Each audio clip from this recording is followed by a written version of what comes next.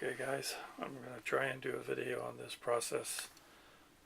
Found something at Dollar Tree that got me interested in trying to do something, and the basis for this I did not make. This actually was gifted to me by Terrainaholic, Bill and Sue. They're some awesome folks, and we missed them this year at Gen Con, but this is some terrain pieces that he gave me. These are 6 pieces. They are separate columns. Then you have 2 pieces with this sort of demonic or dragon symbol on flat walls. We've used this several times in our games. It's very modular and very cool. And I've got 2 of pieces like that are 2 wide, and then one of them a little bit longer that has 3 of those emblems on it. And I'll kind of show you what my plans are as I go along here. But Bill, if you're watching this, you might want to get a twig or something to bite on, because I'm going to take this perfectly cool terrain and mess with it with some Dollar Tree enhancements and try and get this idea that's stuck in my head now out. So if it works out, I'll continue this vid. If it doesn't, you guys won't even know about it. Hope to talk to you later. Okay, so this is my first step. The first thing I did was take the loose columns on the ends and go ahead and glue them up. I used that Eileen tacky glue, and I don't know if it didn't seem like it was all that tacky to me. It was almost like loose PVA glue. I just maybe I wasn't using it right. Maybe that's supposed to be like a contact glue. If any of you have any comments about Eileen tacky glue and its use with foam, maybe it's because the foam was painted. I don't know. But I just ended up driving some toothpicks into the ends to keep them fastened together long enough for the glue, and they seem pretty stable now. So that was the next step in preparing the wall portion of this project. And then this is going to be the next step. This is $1 from the Dollar Tree.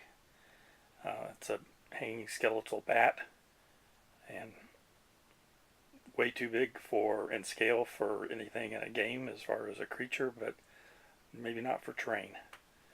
And it breaks down like this. My plans are using the head, the 2 rib cages, and the feet. And you will see that the feet have these like looped claws at the end so that it can hang from a wire.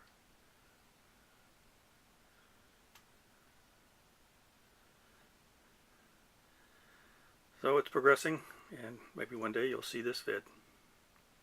Bye now. Well, I haven't given up yet. This has got a bit of a gap, and since I'm going to be painting it metallic, I think it would stand out. So a little bit of green stuff here, and I'm using the rib cages. That's where the wings were attached, and I'm putting a piece on the bottom. Kind of see where it's going. This is what the inside of the rib cage is, with a little prying. You can take this apart and you can cut out. This is like a sleeve in a tube. You'll see in a lot of PVC models.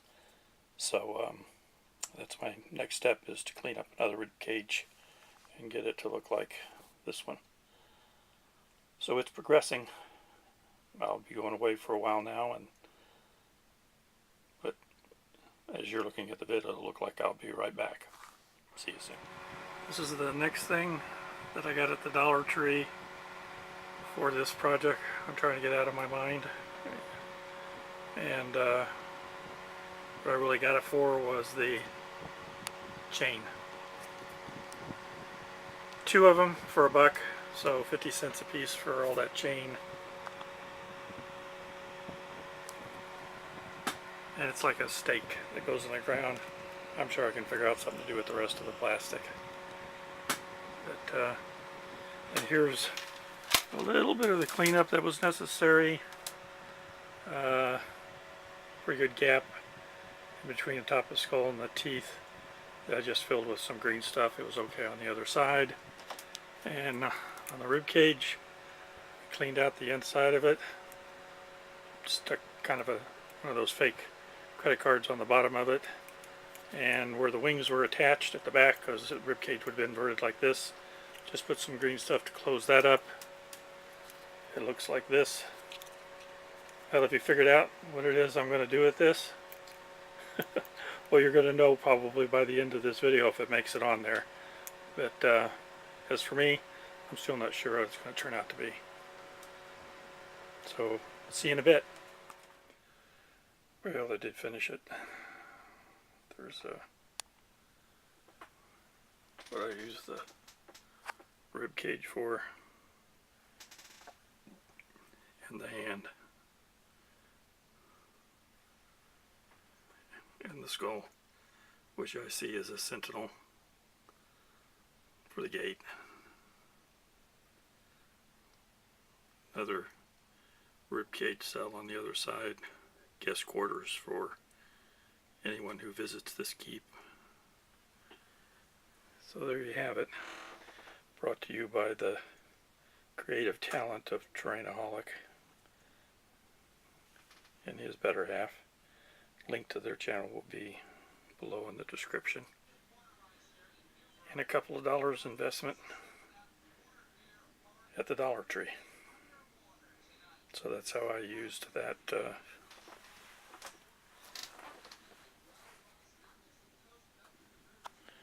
piece right there. Two of them, because I needed the two rib cages. Just one of them gave me the head and the arms that I needed, but I need a second rib cage. So got the idea off my mind, out of my mind, and onto these boards. Hope you guys are enjoying your craft. I mean, what could a Dungeon Master do with something like this? He could say the Sentinel. I was thinking about putting some jeweled eyes in there or something. Say that basically he can see in his enemies coming from all the way from the coast. He can smell the fear and the sweat of anybody that approaches, and hear the heartbeats of his victims from 10 miles away. So why would adventurers come here? Hope you're all enjoying your crafts and your games. May God bless you, each and every one. I'll be talking to you later.